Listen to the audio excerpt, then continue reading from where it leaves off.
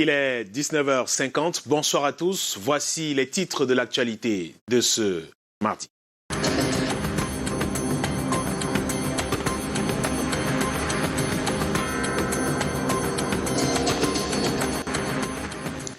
À la une ce soir, la campagne de vaccination de lutte contre le Covid-19 se poursuit à travers le pays. Après Yaoundé hier, la région de l'Ouest a pris le relais aujourd'hui à Bafoussam. Les premières doses ont été administrées. Les autorités continuent d'encourager les citoyens à le faire le moment venu. Et à propos justement de vaccins, petit sondage pour vous ce soir, pour ou contre l'administration du vaccin contre le Covid-19. Nous avons posé la question à quelques citoyens rencontrés au hasard des rues de la métropole économique du Cameroun ce jour, entre ceux qui hésitent, ceux qui s'opposent catégoriquement et ceux qui acceptent sous condition. Nous ferons le tour avec vous dans le 19h50. À la une également ce soir, la colère de plus de 600 ex-agents temporaires du chantier naval et industriel du Cameroun. Une dizaine d'entre eux ont manifesté devant les services du Premier ministre cet après-midi. Ils dénoncent la lenteur observée dans la procédure de liquidation de leurs droits sociaux. Et puis, alerte, un risque d'inondation à grande échelle plane sur la ville de Douala. Avec l'arrivée de la saison des pluies, les habitants de plusieurs quartiers redoutent le pire. Et pourtant, il y a plus de 7 mois, les autorités promettaient une série de travaux pour éviter que les dégâts causés par les inondations d'antan ne se reproduisent. Près d'un an après, nous sommes allés voir pour vous. Voilà pour le sommaire.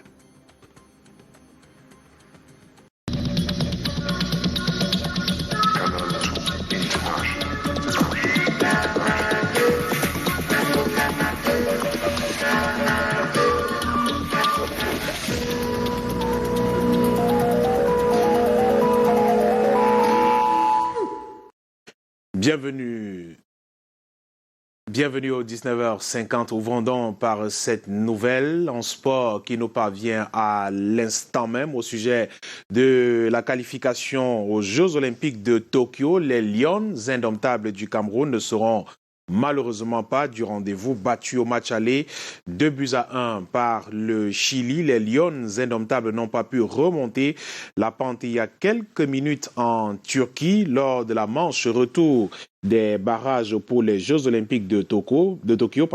Bien que dominatrices, elles ont été tenues en échec par les Chiliennes sur le score de 0-0 ce mardi. C'est le deuxième échec consécutif pour la sélection nationale à cette étape. Les Lions indomptables n'ont qu'une seule participation jusqu'ici aux Jeux Olympiques. C'était, on se souvient, en 2012 à Londres. Nous y reviendrons certainement. Je vous le disais en titre, coup d'envoi de la campagne de vaccination contre le Covid-19 à l'ouest du pays.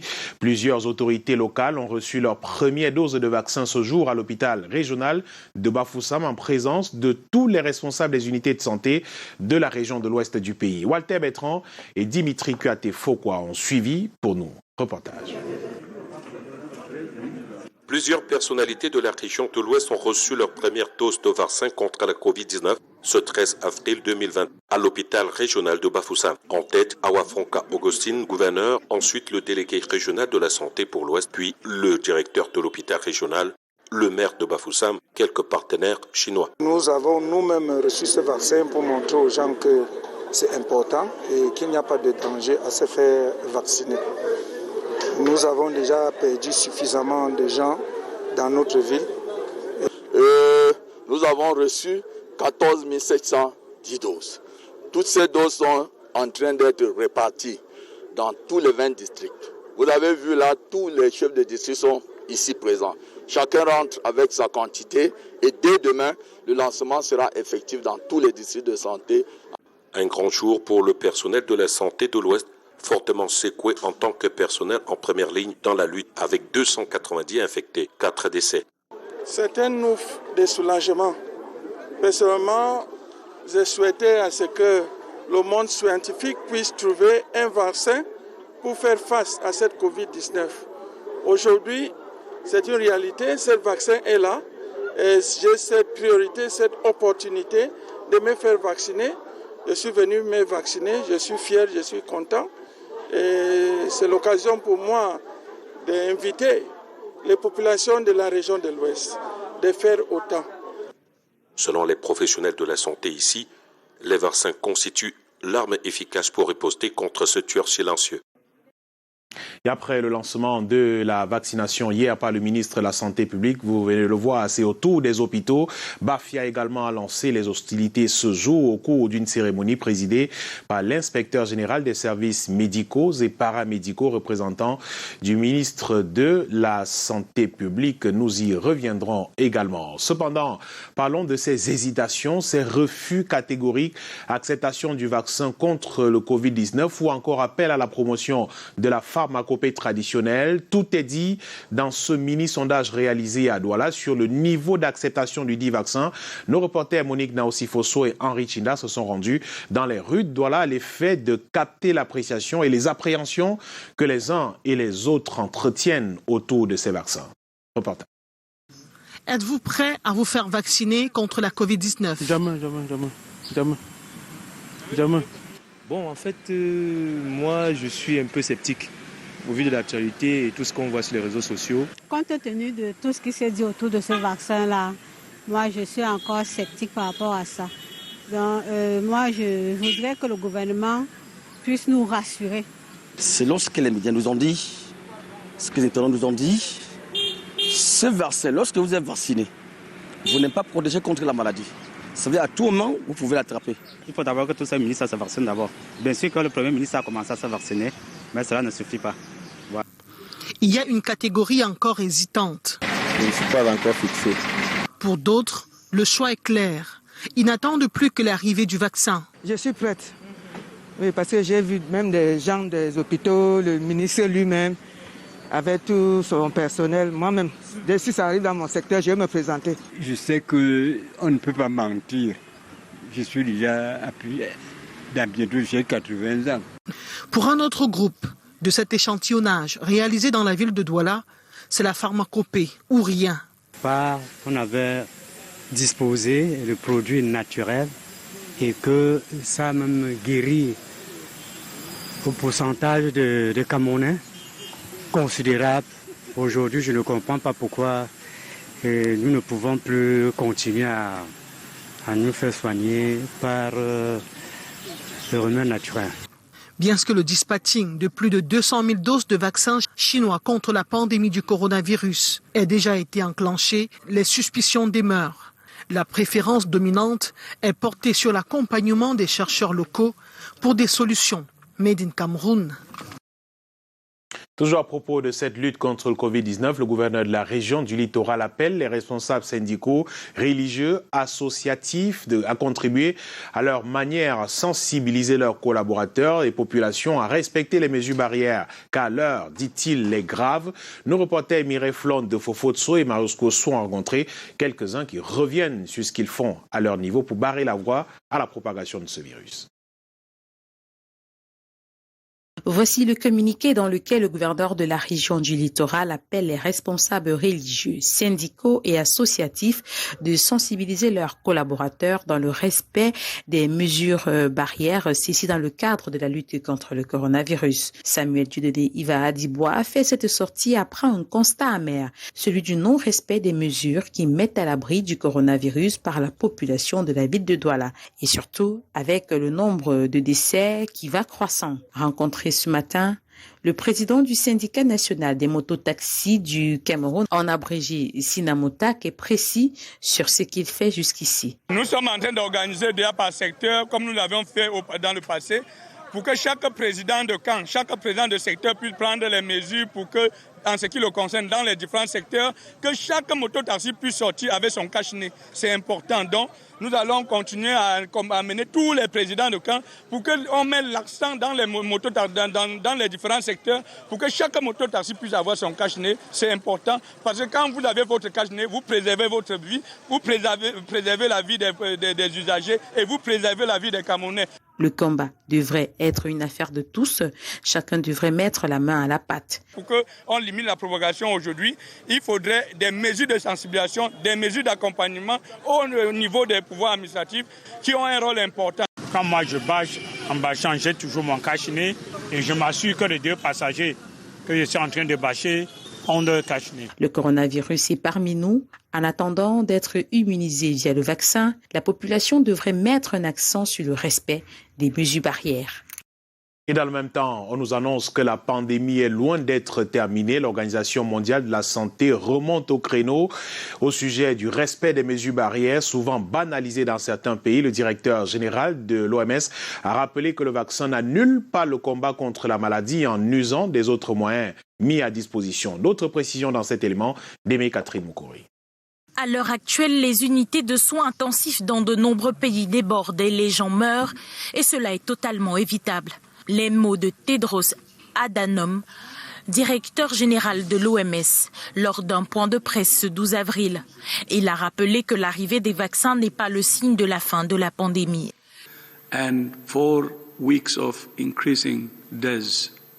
Nous avons vu défiler 7 semaines consécutives d'augmentation des cas de Covid-19. La semaine dernière a été celle qui a connu le plus grand nombre de personnes infectées. Cela malgré le fait que 780 millions de doses de vaccins aient été administrées dans le monde. Le vaccin est un moyen de lutte contre la pandémie, mais il n'en est pas le seul.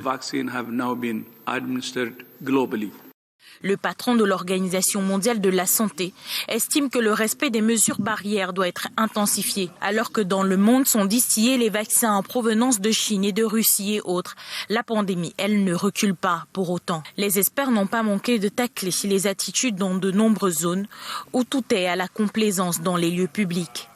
Les restaurants, marchés entre autres. L'OMS se dit optimiste tout de même et reprécise que la jeunesse n'est pas à l'abri, contrairement aux croyances.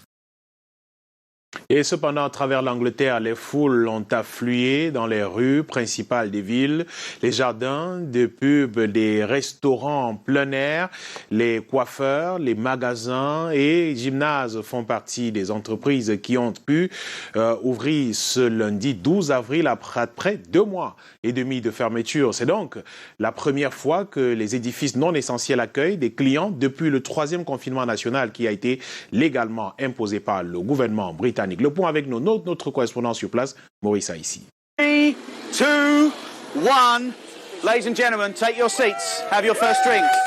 1 minute après minuit et les habitués du Candice Bell à Bexleyheath profitent d'une pinte de bienvenue, assis sur le trottoir en applaudissant. C'est super et vraiment super. Et plus que tout, ce qui permet aux entreprises de survivre. Je pense que c'est un vrai bonheur de voir cet endroit de nouveau fonctionner. C'est une scène de spectacle similaire à Huddersfield où le mauvais temps n'allait pas gâcher cette fête. Il a neigé tôt, mais je suis quand même sorti. J'ai mis une veste. Certains coiffeurs ont commencé à passer des visites à domicile juste après minuit. Mais c'était au début des heures normales de bureau que dans tout le pays, les volets montaient pour marquer une étape importante vers une vie normale après tant de mois de confinement. Si les files d'attente étaient quelque chose à faire, l'assouplissement des restrictions était plus que bienvenu. Ces clients avaient attendu pendant des heures l'ouverture du magasin Primark. Ceux-ci faisaient la queue dans le froid pour le même magasin à l'autre bout du pays. Je suis heureuse de revenir au magasin. Pendant que la réouverture des magasins et des bars a sans aucun doute rehaussé l'ambiance des rues piétonnes, il y a encore de nombreuses entreprises qui sont incapables de participer à ces retours progressifs à la normale. L'industrie du commerce sous licence, par exemple, déclare que plus de la moitié de ses membres doivent rester fermés. Je ne vois pas du tout aucun profit revenir, mais les gens ont besoin de savoir qu'il existe une sorte de vie qui revient dans la société. Et nous devons commencer quelque part, et c'est le départ. Ce départ a également vu l'ouverture des eaux, les piscines, les gymnases qui accueillent de nombreux visiteurs. Il y a encore du chemin à parcourir, mais ce progrès a été célébré hier à minuit 00. La suite de cette édition du 19h50 avec ce mouvement d'humeur d'ex-agents temporaires du chantier naval et industriel du Cameroun devant les services du Premier ministre ce matin. Au cours d'une sortie éclair, une dizaine de ces agents est venue à l'entrée de l'immeuble Étoile crier à la liquidation de leurs droits.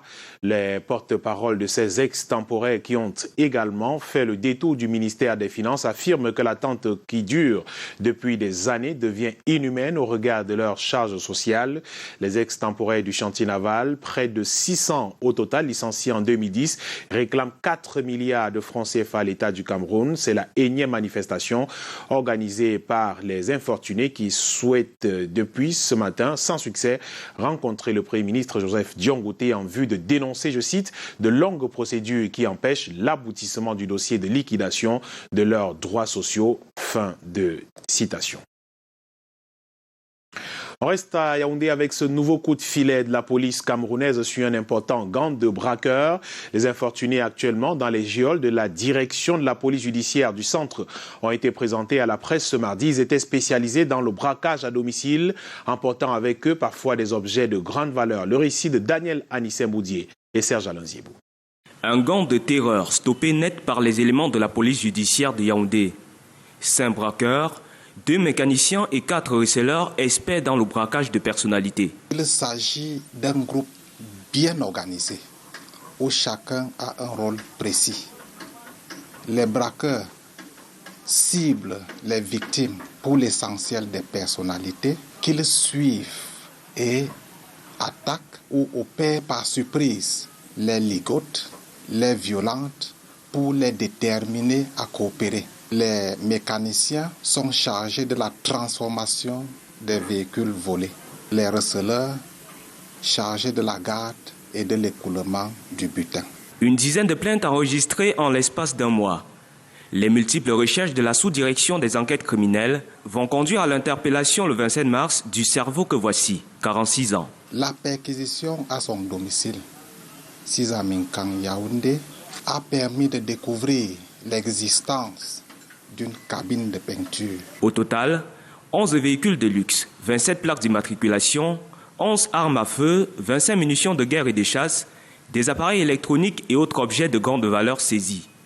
Les autorités invitent les populations à toujours faire confiance à la police. En portant à sa connaissance tout fait digne d'intérêt, en actionnant le 117 pour la police secours, le 1500 pour les dénonciations, ou alors le 222 23 45 65. Les éléments de la PJ de Yaoundé travaillent afin de rattraper le dernier membre de ce gang perdu dans les Sissango. Après les inondations du 21 août 2020 dans la ville de Douala, souvenez-vous, les autorités administratives annonçaient une série de mesures pour éviter les dégâts à la longue. Eh bien, 7 mois après, le constat est cuisant. Rien n'a été fait sur ces sites. Les drains sont pleins totalement dans plusieurs quartiers de Douala. Il y a 5 ans que les drains ont été curés. Les habitants disent être habitués à ces belles paroles fallacieuses finalement. Cependant, ils dorment déjà les yeux ouverts aux moindres nuages qui se forment dans le ciel depuis quelque temps maintenant. Cette saison des pluies à venir est-elle à redouter à Douala? Samuel Baya et Henri Chinda ont effectué une descente sur ces sites de la capitale. 22 août 2020, un jour après l'inondation qui a dominé presque toutes les agglomérations du Cameroun. À Douala, les autorités administratives en conclave prennent des mesures pour éviter dans l'avenir un tel cliché. 7 mois plus tard, les promesses sont demeurées une mise en déroute collective. Après les 8 mois là, je crois que les autorités nous ont oubliés. Parce que jusque-là, rien n'est fait. Et maintenant, moindre pluie, maintenant la population ne dorme plus. À la vallée Bessengue à Douala premier, à l'aube de la saison pluvieuse, les drains sont pleins d'immondices. Il n'y a aucune société de dragage qui est passée ici pour nettoyer le drain. L'intérieur, ce que vous voyez là, comme vous voyez là, c'est rempli de la pouzelante qu'ils avaient utilisée pour faire leur bata d'eau, c'est-à-dire bloquer un côté pour travailler d'un côté. Après les travaux, ils n'ont jamais retiré ces terres-là. À la mairie de Douala 3e, l'on exhibe quelques travaux sommaires. Au niveau de Bobongo, les drains ont été curés et on a déguerpi plus de 400 cases des personnes qui étaient installées sur le drain et qui étaient cause de l'inondation là-bas. Au niveau de Ndorpassi, juste derrière le grand complexe, la mairie vient de curer les drains et a préféré créer de nouveaux drains même. Nous avons voulu avoir une vue éclaircie par rapport aux déclarations du maire. Au quartier Soboum, dans la circonscription de Douala 3e, le constat émeut. Les odeurs donnent des nausées et les drains sont transformés en dépotoirs d'ordures ménagères. Il y a 5 ans, un engin de la mairie curait ce canal d'eau. Ça reçoit toutes les eaux venant de la zone industrielle. Et quand ça descend abondamment là, c'est dans le quartier que ça se déverse. Comparé à la réalité, les actions vantées dans les médias frisent le ridicule. Las de lorgner les pouvoirs publics, certains se préparent en conséquence. Je m'apprêtais, je vais monter déjà un mur de 3 ou 4 rangées de parpaings là. Sachant que les ordures maintenant, quand il va pleuvoir là, ce sera la mort ici. Négligence ou simple refus, l'on semble résolu à attendre un autre déluge pour venir en convoi, offrir des matelas et quelques denrées alimentaires. À la moindre grande pluie, la mort est imminente.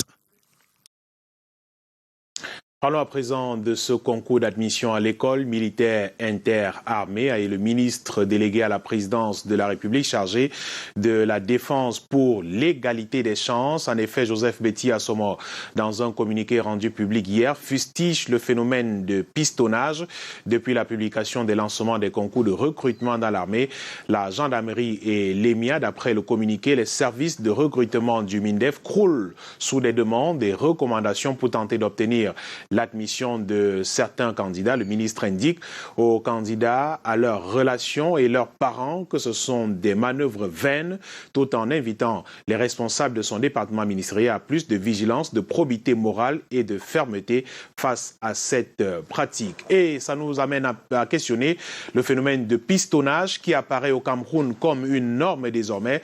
Le choix du mérite n'est plus véritablement mis au premier plan. On pense davantage à faire jouer ses relations pour obtenir un emploi. Comment en est-on arrivé là? Le pistonnage s'est-il érigé en norme au Cameroun? C'est une enquête d'Alain Ghislain Kanga et Constant Kanga. Trouver un emploi n'est pas toujours la chose la plus aisée. Au Cameroun, l'un des moyens les plus prisés, c'est le pistonnage.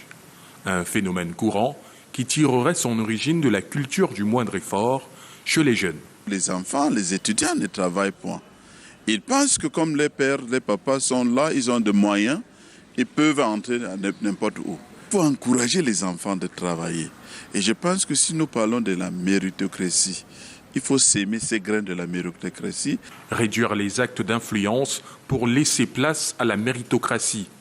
Difficile pour ce parent qui pense que l'influence, à travers les recommandations ou le marchandage, pour réussir à un concours, est prônée par le système. C'est un système qu'on a mis sur pied où si ton père a été ministre, il faut qu'à tout prix, tu sois le prochain ministre. Si ton père était paysan, tu es d'office le prochain paysan. Un système où les politiciens font la pluie et le beau temps au détriment du mérite. On pense qu'on peut influencer le recrutement parce que nous sommes dans un parti politique. Donc c'est les politiques. Pour comprendre ce phénomène, ce sociologue parle d'une société camerounaise où l'échelle des valeurs est renversée. Selon lui, au Cameroun, nul ne réussit s'il n'appartient à un réseau. Nous nous réclamons être une république, c'est-à-dire cette chose qui appartient à tous. Mais malheureusement, c'est une république qui s'est consacrée en réseaucratie. La république, finalement, se gouverne par les réseaux. Vous êtes dans un réseau, vous pouvez avoir droit à une ascension sociale. Une logique qui, selon le sociologue, résulterait des actions illogiques consacrées dans l'imagerie des Camerounais. La suite de ce journal avec le Ramadan, le jeûne du Ramadan qui a démarré à Fumban. Les fidèles musulmans entrent ce mardi dans une phase importante de la foi musulmane. Durant un mois, ils doivent s'abstenir de manger, de boire au lever et au coucher du soleil. Junior Ossan et Nordine Joya pour le reportage.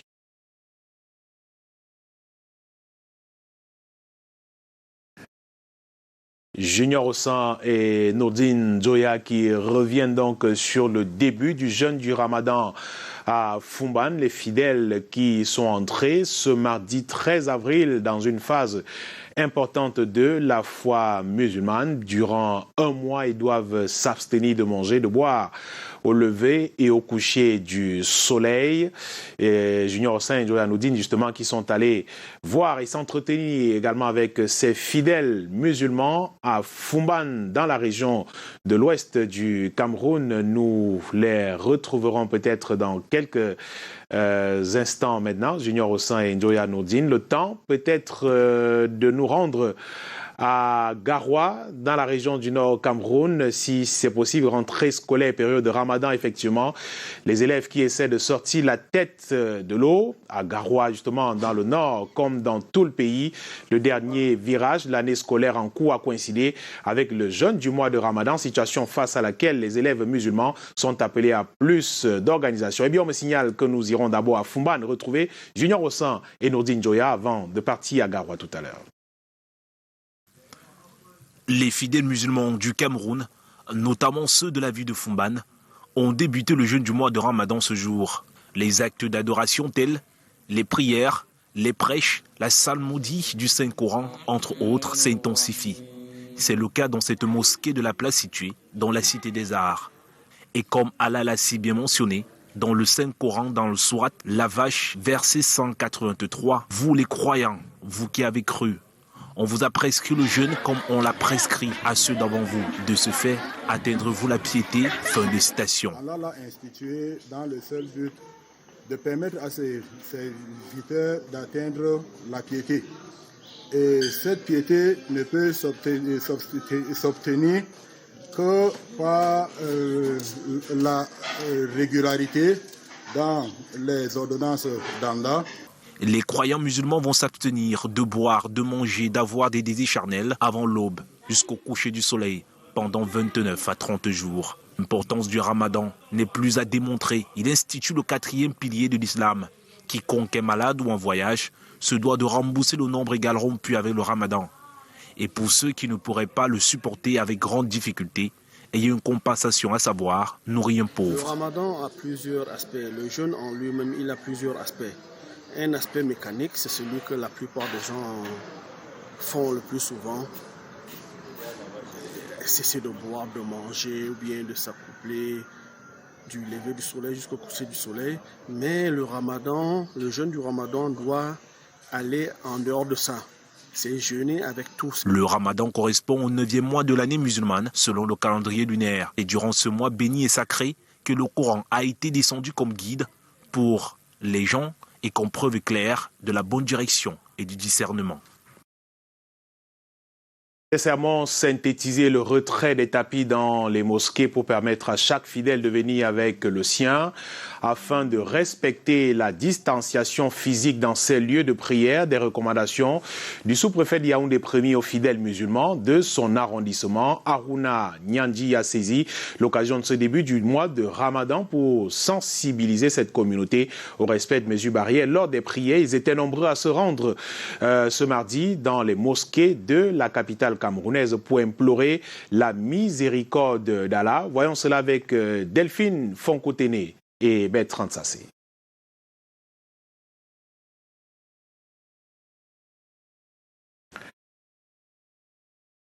Eh bien, quelques difficultés à voir Delphine Fonko et Bertrand Sassé qui nous font part du début de jeûne du Ramadan à Yaoundé. Eh bien, ils sont prêts. C'est à vous, Delphine.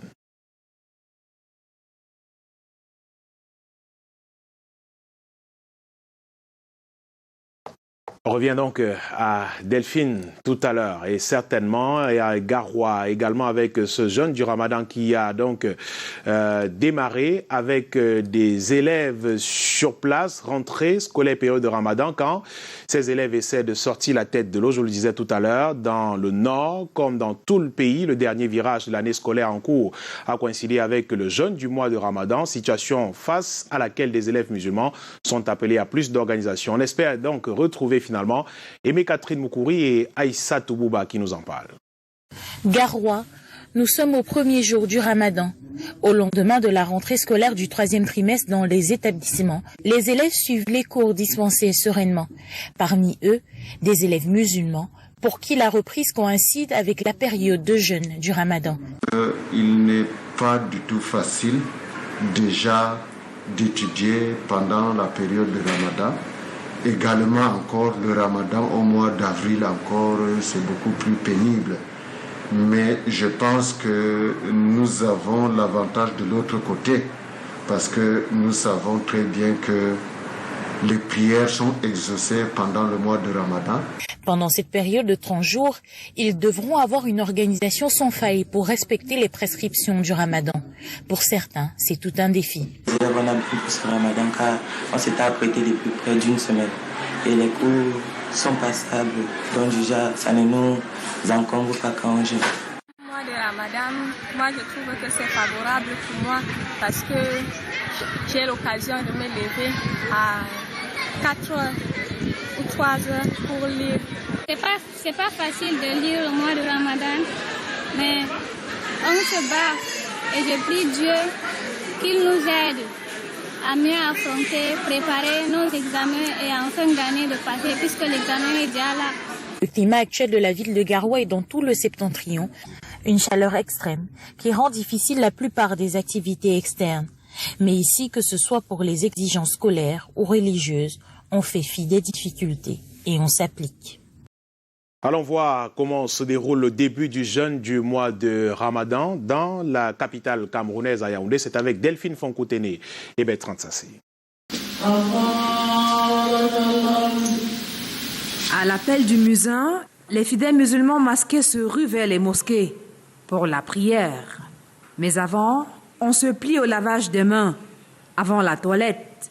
Ce mardi marque le début d'un mois de jeûne et de prière intense. Que Dieu nous pardonne nos péchés et que la maladie Covid-19, là, que Dieu nous facilite cette tâche de ces maladies. Le mois de Ramadan sous la menace de la Covid-19.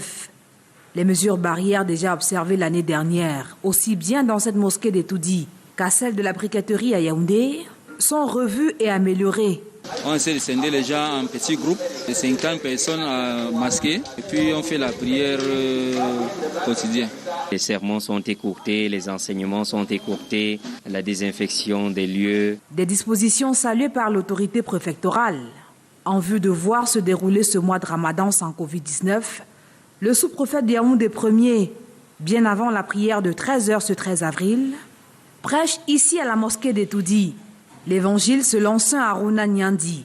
Sourate, mesures barrières anti-Covid-19. À l'entrée de chaque mosquée, j'ai prescrit des équipes de veille, des sortes de comités de vigilance, pour imposer le port du masque, pour veiller à ce que les gens lavent les mains et que les gens désinfectent les mains. Et dans les mosquées, j'ai prescrit aux imams le retrait systématique des tapis existants pour amener les fidèles à venir de chez eux avec leurs tapis. Le choix de ce premier jour de jeûne pour cette sensibilisation des musulmans de Yaoundé Ier n'est pas anodin. La foi de cette communauté peut sauver le Cameroun tout entier. J'ai invité la communauté musulmane à inscrire pendant tout le mois du Ramadan dans leurs prières le Cameroun et ses dirigeants, le Cameroun et son chef, pour que ce pays retrouve sa santé, sa paix. Vivre en paix au Cameroun, c'est aussi penser à ces défavorisés, installés depuis ce matin à l'entrée des mosquées. Encore appelé mois du partage, ces 30 jours de jeûne sont également l'occasion pour les musulmans de pratiquer la zakat. Le ministre des Transports de la sous-région se sont réunis ce mardi en visioconférence. C'était à l'occasion de la 3e session ordinaire du comité des ministres de l'Agence de supervision de la sécurité aérienne en Afrique centrale sous la présidence de Masséna Ngale Bibeye, agence qui, après 7 ans d'existence, peine à se mettre en branle. Cette assise était l'occasion d'examiner, entre autres, la feuille de route de l'agence et les textes nécessaires à son fonctionnement. Je vous propose d'écouter Marie-Paul Assoumou Kikoki, présidente de comité de direction ASA-AC.